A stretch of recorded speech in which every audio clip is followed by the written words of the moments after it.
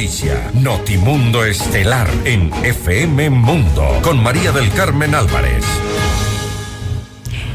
Y saludamos al doctor Boris Cornejo, él es presidente de la Fundación Esquel. Doctor Cornejo, muy buenas noches y gracias por acompañarnos. Le saluda María del Carmen Álvarez. Buenas noches, muchas gracias, María del Carmen. Gracias a usted nuevamente. Esto, doctor Cornejo, es un problema que ya viene de hace muchos años. Varios gobiernos han tenido pues la oportunidad de solucionarlo de alguna manera, pero no vemos resultados y sigue siendo una grave problemática en nuestro país, como hemos visto en estas cifras que he mencionado. ¿Por qué considera usted que la conformación de un consejo consultivo permanente podría marcar la diferencia? Su pregunta es muy interesante porque no hemos podido enfrentar como sociedad este problema, que es el más grave, ¿no? En razón de que no nos hemos mantenido, no hemos sostenido una política en el tiempo. Cada que tenemos un gobierno, un nuevo alcalde, una nueva autoridad, las políticas cambian, y entonces los efectos no se pueden conseguir. La desnutrición es un problema que se origina antes de que el niño nazca, cuando esté en el vientre de la madre. Y por lo tanto se requiere todo un conjunto de políticas que se mantengan en el tiempo, dando apoyo a esa madre embarazada. Después, cuando el niño nace, los primeros 1000 días de vida son claves, críticos, y luego sostener las políticas a lo largo del tiempo. En los últimos 18 años hemos tenido 9 políticas diferentes de combate a la desnutrición infantil. No hay continuidad en los planes. No hay continuidad. Y lo que se sabe de las experiencias exitosas en otros países es que cuando se sostienen las políticas públicas, cuando se convierten en políticas de Estado, es decir, se mantienen en el tiempo, es que pueden generar resultados. El Consejo Consultivo, que no es un invento ecuatoriano, es una cosa que se ha hecho en otras partes del mundo, es un organismo en el cual convergen distintas representaciones de la sociedad para hacer una veeduría social, para asegurarse de que se dé continuidad a la política, que no se den cambios, que no empiecen a experimentar cosas.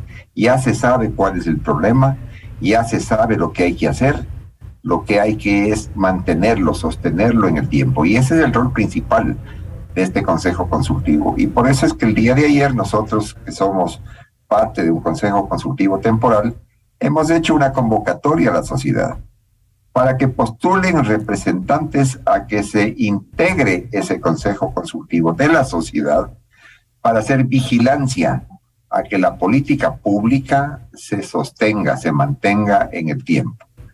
Ese Consejo Consultivo es una organización ciudadana.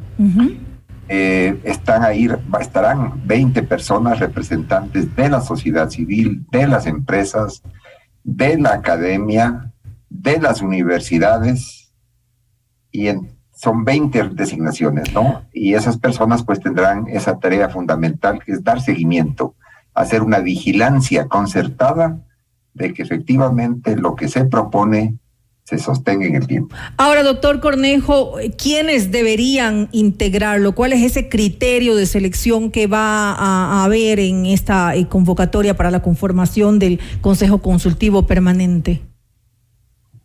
Tenemos ahí 3 criterios fundamentales. El primer criterio es la representación. Queremos que estén ahí las personas que más sepan, que más conozcan, que más experiencia tengan sobre el tema de la desnutrición infantil.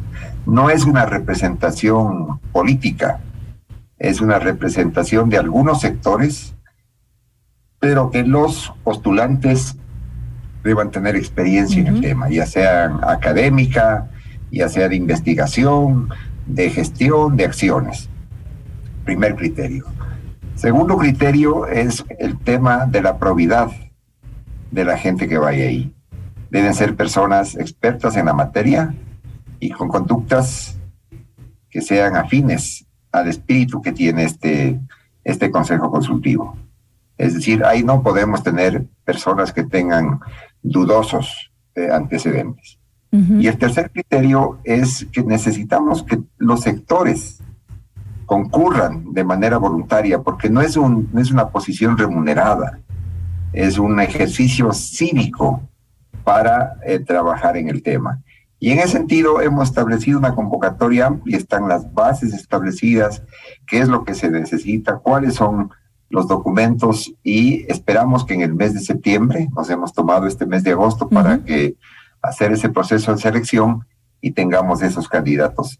Van a ser 7 representantes de la sociedad civil, y ahí habrán representantes de los movimientos sociales que apoyan a la niñez y a la infancia, de las mujeres, de las madres embarazadas, de los pueblos y nacionalidades indígenas.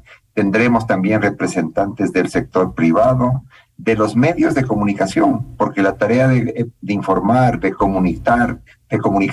dar seguimiento es tremendamente importante, de la cooperación internacional, de los organismos multilaterales. Tendremos ahí 2 representantes, de las universidades, como ya dije, y también de los medios de comunicación. Medios de comunicación que esperamos, hay 3 lugares para los medios de comunicación, uno para los tradicionales, otro para los alternativos, y también uno para los medios comunitarios, para los medios que llegan a los sectores populares, que es donde el problema es más grave. Eso le iba a consultar. ¿Qué tan importante, por ejemplo, es la representación, por ejemplo, de personas, de organizaciones que puedan acceder a determinados sitios que no sean urbanos? Porque la mayor afectación se da justamente en zonas rurales, y ese es un problema gravísimo. Es decir, de alguna manera tienen que ser representados por algunas organizaciones que puedan tener acceso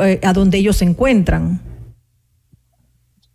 Esa es la idea, ¿no? La idea es cómo podemos nosotros asegurar que sobre todo la información le llegue a esas madres, porque claro, el tema, la solución de los problemas de la desnutrición es multicausal, ¿no es cierto? Entonces hay que enfocarla desde distintos aspectos.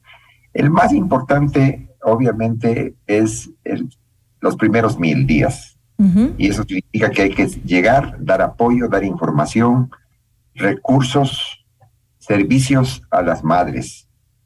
Y eso supone que tenemos que trasladarnos a las áreas de pobreza, que fundamentalmente, como usted lo señaló en la introducción, son áreas rurales, son sectores de población indígena especialmente, en donde no llegan los servicios del Estado. Y entonces, ¿cómo podemos nosotros, por ejemplo, llegar con información a esas madres? ¿Cómo podemos apoyar y empujar la tarea que deben hacer los gobiernos parroquiales, los gobiernos cantonales? Porque no hay que olvidarse que la responsabilidad de la provisión de agua apta para el consumo humano es responsabilidad de los municipios.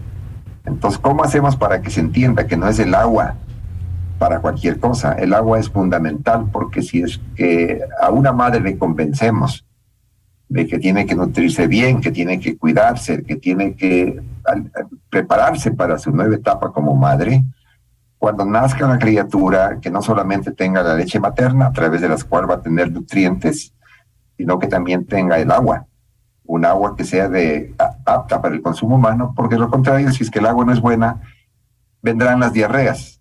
Y en las diarreas habremos perdido todo lo otro que hemos hecho para proteger esa vida que llega al mundo, ¿no? Además, también debería ser importante que hayan los controles médicos adecuados. Tanto usted lo decía, como comienzan es en los 1000 primeros días, estamos hablando de toda la etapa de gestación. Deberían haber los controles médicos adecuados para esa madre que está en esa etapa, y también para los niños en estos primeros 2 años. Efectivamente, hay un paquete de servicios priorizados que tiene el gobierno. Esa es responsabilidad del Ministerio de Salud. Esa es una tarea que tiene que hacer el Estado. Nosotros desde el Consejo Consultivo estaremos vigilando a que efectivamente esos servicios, ¿no es cierto?, que es un tema de atención a la madre, provisión de información a la madre, cómo tiene que nutrirse cuando el niño nace, a ver cómo tiene que ir a los cuidados, a los centros de salud, qué cosas tiene que hacer. Es decir, la crianza es una responsabilidad compartida, no solamente de la madre, de la familia, y de la comunidad en su círculo más amplio. Déjeme decirle que hemos estudiado el caso y hay experiencias exitosas con resultados absolutamente positivos. Esto no es un tema de un gobierno, no es un tema de una gestión eficiente de alguna autoridad. Este es un proceso que debe sostenerse en el tiempo. Le cuento lo siguiente, ¿no es cierto? En el Perú tenían tasas de desnutrición superiores al 30%. Después de 20 años están en el 11%. Nosotros comenzamos con 16%. Vino todo el boom de los precios altos del petróleo, del país rico, etcétera, y hoy día datos extraoficiales dicen que estamos en el 30% a nivel nacional. 1 de cada 3 niños menores de 2 años tiene desnutrición. No hay futuro para el Ecuador con esos datos. Y cuando se examina la cifra a nivel rural, en donde están sobre todo las poblaciones indígenas, el dato es mucho más grave. Esta tiene que ser una cruzada nacional, y por esa es la idea de constituir este Consejo Consultivo. No es un órgano político, no es un órgano de representación política, no. Es más bien un órgano en donde la sociedad, a través de distintos sectores, va a hacer vigilancia concertada.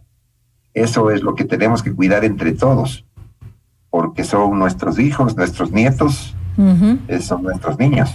Y definitivamente aquí no ha habido ninguna política pública con relación a esto, con lo que usted nos comenta acerca de cómo ha aumentado durante los años, en lugar de, comparativamente con Perú, se lo ha ido manejando, se lo ha ido controlando de alguna manera. Aquí, sin lugar a dudas, no se ha hecho absolutamente nada, al punto que la cifra prácticamente se ha duplicado, y eso es terrible, es gravísimo. Para que quede claro para quienes nos escuchan, doctor, ¿cómo afecta esto a los niños? ¿De qué manera puede perjudicar a su desarrollo futuro?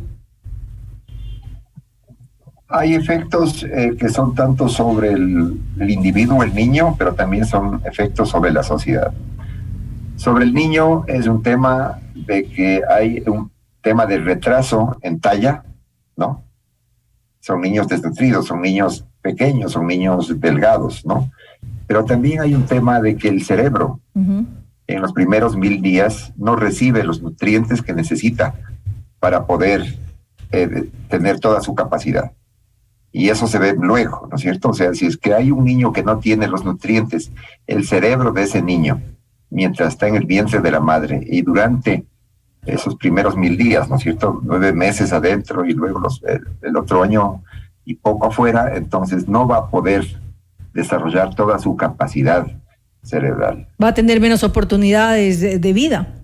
Totalmente, ¿no es cierto? Pero esto tiene un efecto social que es muy grave, porque ese niño que nace con esas características normalmente va a ser un niño enfermo. Y a ese niño enfermo hay que cuidarlo y hay que curarlo.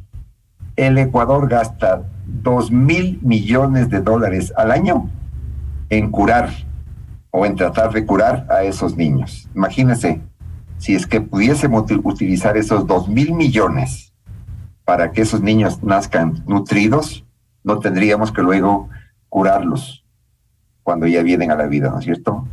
Y hay una consideración adicional, y es que si tenemos ese porcentaje tan alto de la población, cuando ya son adultos, el país no tiene toda la creatividad, toda la potencialidad que necesita de sus personas para poder ser una sociedad incluyente, ser una sociedad democrática y que genere progreso, ¿no? Bienestar para todos.